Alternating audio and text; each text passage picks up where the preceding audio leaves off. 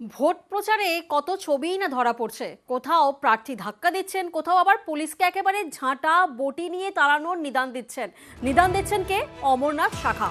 ভোটের আগে জেলায় বিজেপি কর্মীদের মিথ্যা মামলায় ফাঁসানোর অভিযোগ। ইন্দাস থানায় বিজেপির বিক্ষোভে বিস্ফোরক বিজেপি বিধায়ক। সৌমিত্র খাঁর সামনেই পুলিশকে তাড়ানোর নিদান।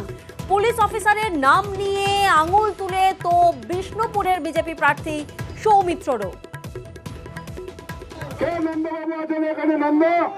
সেই নন্দবাবুকে বলছি, আপনি কারু বাড়ি যাবেন, আমরা আমাদের কর্মীদেরকে বলে দিচ্ছি, যদি কোনো ওয়ারেন্ট নিয়ে যায় তবে ঢুকতে দিবেন, নাহলে ঝাঁটা বুটি নিয়ে তেড়ে দাঁড়াবেন সব পুলিশ।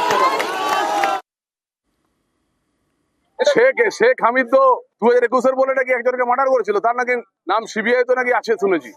তিনি সেই সময় ব্লক প্রেসিডেন্ট ছিলেন, তিনি সব জায়গায় তো আবার হুমকি দিচ্ছেন। তো সেই জন্যই কোথাও শেখ শাহজাহান আছে, কোথাও শেখ হামিদ আছে। পুলিশের সামনে পুলিশকে চোর বলে কটা, তো চোরকে চোর বলবো না, তো কি সাধু বলবো? যদিও তৃণমূল গুরুত্ব দিতে নারাজ। একটা ফালতু মন্তব্য, যে মন্তব্যের একটা জেলা প্রেসিডেন্ট হয়ে এরকম মন্তব্য করা উচিত নয়। কারণ আইনের কাজ আইনের যারা রক্ষক আছে তারা করে। তিনি মূর্খের মতো কথা বলেছে জেলা প্রেসিডেন্ট।